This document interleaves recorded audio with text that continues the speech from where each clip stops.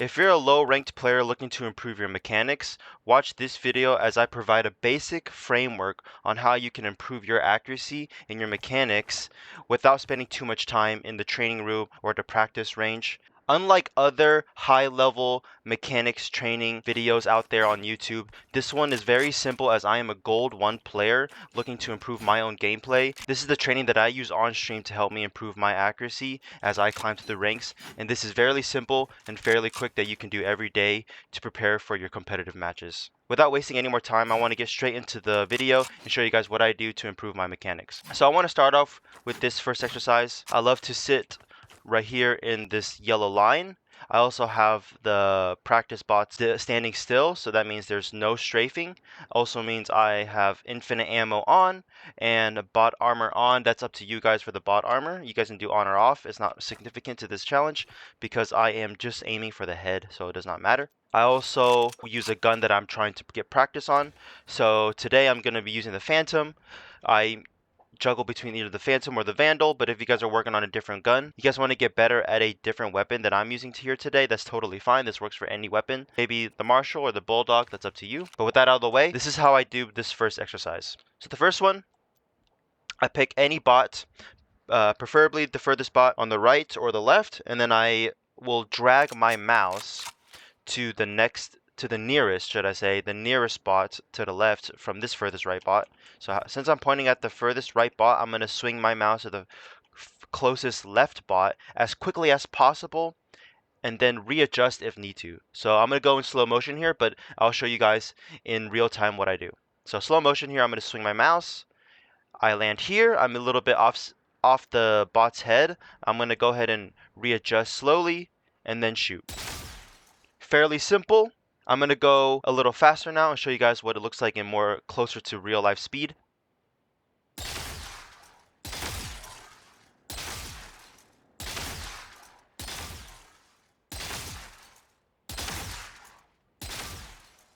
Does that look clear to you guys? I hope that makes a lot of sense. I'm going to swing my mouse basically as quickly as possible to the bot's head, and if I'm off target, I'm going to slowly readjust, making sure I only have to readjust one time, and then I shoot. And then I go to the next bot, and I'm slightly off the bot's head. Then I'm going to readjust my aim slowly and shoot once my crosshair is over the bot's forehead. You can readjust as quickly as possible, and for this challenge I'd like to swing the mouse as quickly as possible to the bot's head, and if I'm off center then I slowly readjust, trying to mimic a real life scenario but with the training aspect to it. So I want to swing as quickly as possible, and then I slowly readjust to shoot. And once you get better at it, then you go a little faster and you'll be more precise with the readjustment of your mouse. I'm nowhere near perfect, and no one's ever gonna be, and that's okay. Hope that makes sense to you guys.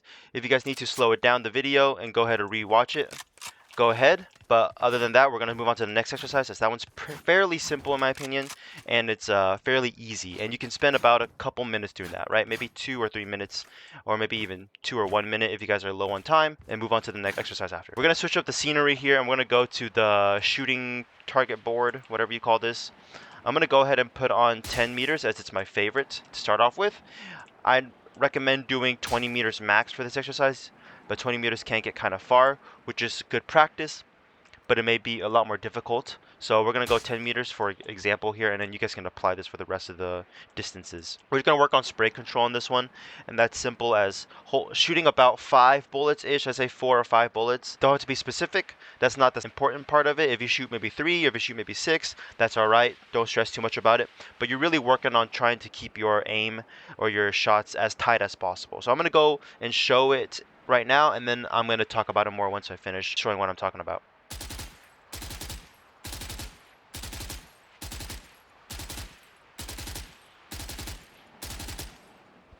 There you go.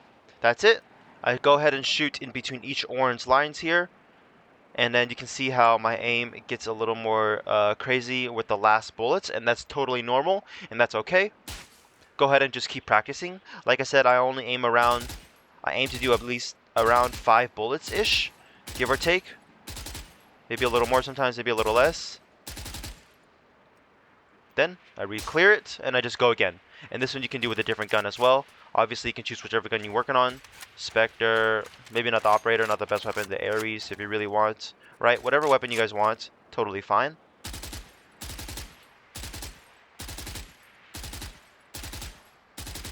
My little small tip that I recommend is making sure your gun resets after every time you shoot. So instead of shooting like this, a little too quick after each shot. I didn't give my gun enough time for it to reset my aim, so that's why it goes crazy like that. So if you are trying to do this practice, taking your time between each set is very important. You can wait a little longer and then align your aim up and then go for it. See, that was a pretty good example there. And you can do this at any range as well. Of course, if you're shooting at 50 meters, it's not going to be reasonable to shoot 5 bullets. I don't recommend shooting 5 bullets. At this range anyways, you're going to be taking more tap shots, maybe 1, 2, right? You can still work on it though, right? And that's totally fine. I'm not practicing this currently for my own sake. I'm really working on either 20 meters or 10 meters. And even 5 meters is good as well. This is a lot easier. But this can just get your wrist warmed up and your arm warmed up for the day. So there's that. Fairly easy. And we're going to move on to one of the last exercises that I like to do. That's one of my favorites, actually. Actually, what I'm going to do is I'm going to show you guys the most basic way to do it first, and then I'll show you different variations that you can do it. So this is one of my favorites because it's a new skill that I'm using in my games. Also, it's one of the training exercises that I can put a little twist onto it and allow me to have more of a challenge. I'll show you guys later the different variations of this training exercise. I'm going to go into settings real quick. I'm going to go to video, stats, and then all the way down here at the very bottom where it says shooting error, I'm going to go and hit the graph only. Alright, and then go ahead and close your settings. And on the top right, you can see your shooting error graph. I'm going to go ahead and aim. I'm going to stand about like, what is this, 20 meters away, 10 meters away from this pillar here. And I'm going to strafe left and right, making sure to have A or D pressed at all times. Right, I'm going to go D, then A, then back D, right? I'm going to try to shoot the millisecond I change directions. And we're just going to shoot one bullet here. Like I said, I'm a little rusty. Let me get warmed up here. If you guys want to take a couple more steps to the left and then change directions, that's totally fine if you guys want a little more time to react. But I like to do a quick one step past the pillar. That way it mimics real life scenarios where I'm trying to round the corner and do a quick pop shot. And then what you're trying to look for here is your accuracy to be on the orange on the top right in your shooting error graph. Orange is going to be the best. You're not really working on accuracy on where you're aiming. You're really trying to work on making sure your bullets are hitting where your crosshair is, getting that first shot accuracy. Oh, the mess up there, that's totally fine. And a little tip that I like to shout out for this exercise is to just maybe look at the shooting error graph every now and then. Maybe look at your bullets, see where it's landing every now and then. I'm not really worried about anything else. Really focusing your mind on your fingers, on your A and D key, and your left, and then your shooting key, right? Making sure that they're in sync. All right. So that's pretty much it. I mean, I think I've showed enough about this exercise here. I'm going to show you a variation of it, and then I'll get into the last little bits of things that I do at the end of my training session. So once that is finished, you can go ahead and turn on the bots again. Once again, they're not strafing, they're just standing still. And if you want to increase the difficulty, you can also make it that the bots strafe. That will make it a lot harder. But what I like to do here is I stand in this little cubby, and just like the pillar, I'm going to peek out this corner and try to hit a bot.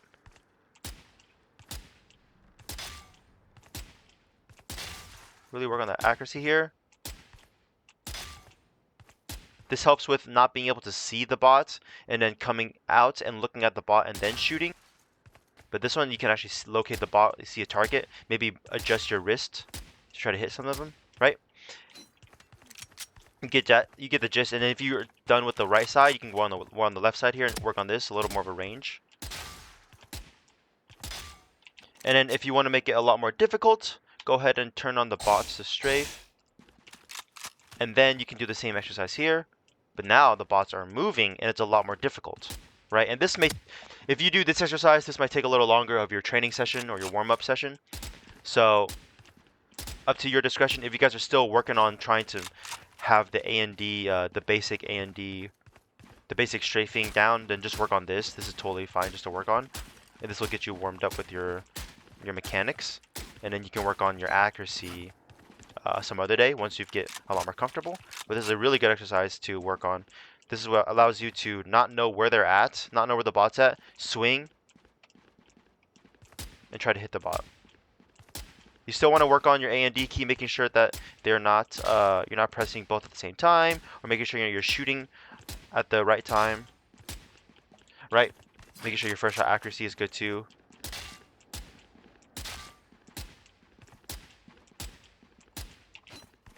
And you get the idea. So there's that. That's usually the final thing that I like to work on. That's a lot more tougher, and I like and it's a really good practice. And then obviously at the end of all this, you're gonna want to hop into a death match. That one is gonna be the best thing you could do. Anytime that before I play ranked, I like to hit at least one death match, just to get warmed up, just to see how my accuracy or how my aim is feeling today. If I'm a little rusty, if I'm a little not on point, then I know the the play style that I might be gearing towards more utility based. Maybe not play a duelist, or play a little more conservative and more passive. Versus if I'm feeling really good, my accuracy is hitting really well in the deathmatch, that's going to give me a good idea that I can be more aggressive and just gear my playstyle towards how I'm feeling that day. So there's pretty much it. Fairly simple. Like I said, this is very good for lower ranked players, as this covers the basis of what you'll need to use in game, and this really works on your basic fundamentals. Compared to the other videos that are out there from high ranked players talking about what they do for aim training, they may use like aim labs, or they may do something really complicated. I don't think it's that necessary for a lower ranked player to need all those nitty gritty stuff. I think the fairly simple stuff will get them will be more than enough for you to climb in your own games. One more thing, I only spend about maybe 15 minutes on this exercise. Other than that, I don't spend more than 15. If I'm really wanting to work on this, I spend maybe 20 minutes, but that's very rare. I also warm up, not necessarily right before I play a game, but I sometimes warm up earlier in the day when I don't have enough time to play a full game. I only have 30 minutes to play on my computer, so maybe I'll just do a quick warm-up session to get my aim feeling good, and then I'll play later in that day. Does that make sense? I'm going to link below a video that I incorporated some of my training exercises from. They're a really good channel that they provide good insight and in-depth education on Valorant, so I recommend you guys go check them out. Other than that, I hope you guys have a good day, and I'll see you guys in the next video. Peace, guys.